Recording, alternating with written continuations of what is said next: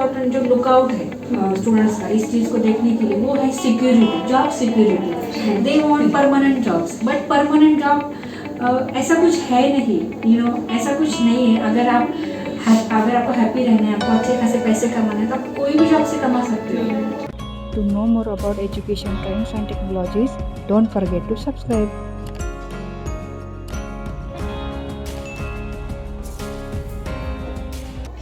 So ma'am, मेरा एक question था कि मैं अभी कंफ्यूज हूँ। मैं अभी एक्चुअली एमपीएससी की प्रिपरेशन कर रही हूँ, बट मैं कंफ्यूज हूँ कि एक्चुअली मैं अभी क्या करूँ, एमपीएससी करूँ या फिर क्या करूँ। ओके, तो आप मुझे बताइए ममता कि आपका कौन सा डिग्री हुआ है? मेरा हुआ है मैकेनिकल हुआ है।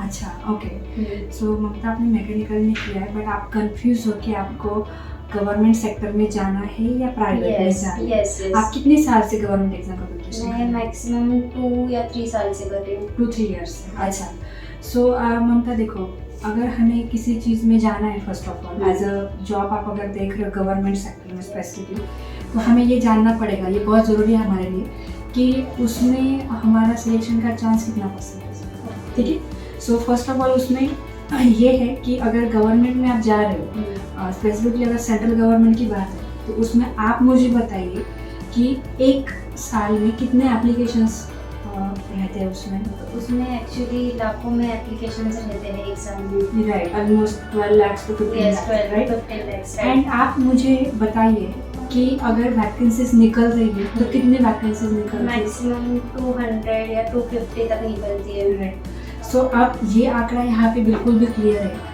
कि अगर 15 लाख या 12 लाख अगर एप्लीकेंट्स हैं एंड उसमें से सिर्फ 200 ही ओपनिंग्स निकल रही है, तो आपका सिलेक्शन का चांस बहुत कम परसेंट है। या तो इसमें मुझे ये भी नहीं आपको बताना कि आप गवर्नमेंट के लिए नहीं बने हो।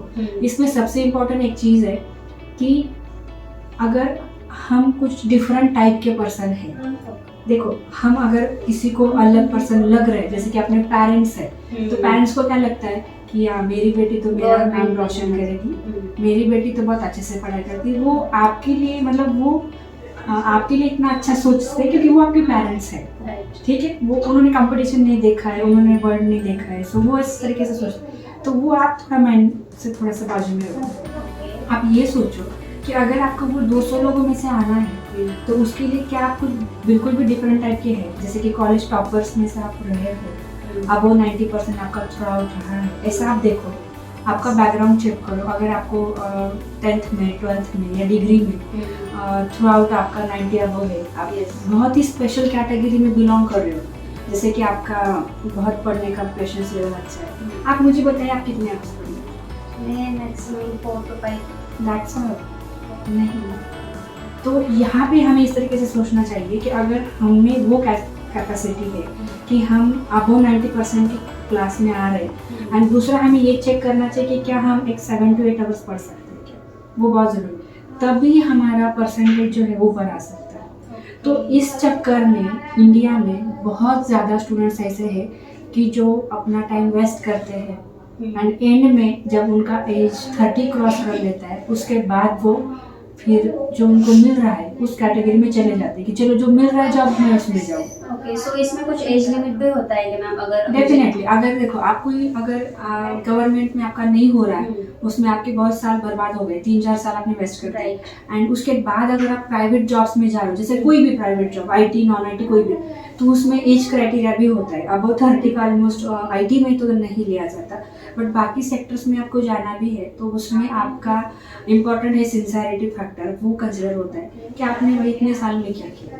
तो वहाँ पे बहुत सारे बच्चों को प्रॉब्लम आ रही है। आजकल की जो जनरेशन है उसमें सबसे बड़ा प्रॉब्लम यही है कि they don't have the awareness, and फिर वो इसलिए नहीं है कि एक तो first of all they are just in the nuclear families, ये फर्स्ट ऑफ ऑल ये प्रॉब्लम। दूसरा अभी बहुत अच्छे अच्छे गैजेट्स आए, जैसे मोबाइल फ़ोन्स है, TV है, उसमें न्यूज़ चैनल्स है बहुत, बट फिर भी उतना ज़्यादा अवेयरनेस है। जैसे अगर गाँव लेवल में हम लोग हैं तो वहाँ पे इतना ज़्यादा अवेयरनेस नहीं है चीज़ों का, तो हम बस उस माहौल में रहते कि नहीं गवर्नमेंट मतलब बहुत। एंड सबसे इम्पोर्टेंट जो लुकआउट है स्टूडेंट्स का इस चीज़ को देखने के लिए वो है security, job security. They want permanent jobs, but permanent job ऐसा कुछ है नहीं, ऐसा कुछ नहीं है। अगर आप अगर आपको हैप्पी रहना है, आपको अच्छे खासे पैसे कमाने हैं, तो आप कोई भी जॉब से कमा सकते हो। So it's not at all necessary कि अगर मैं गवर्नमेंट में जाता हूँ तो मैं बहुत हैप्पी, मतलब मेरे फ्रेंड से मैं 40% हैप्पी, अगर मैं प्राइवेट जॉब में जाता हूँ तो मैं 30% दुखी।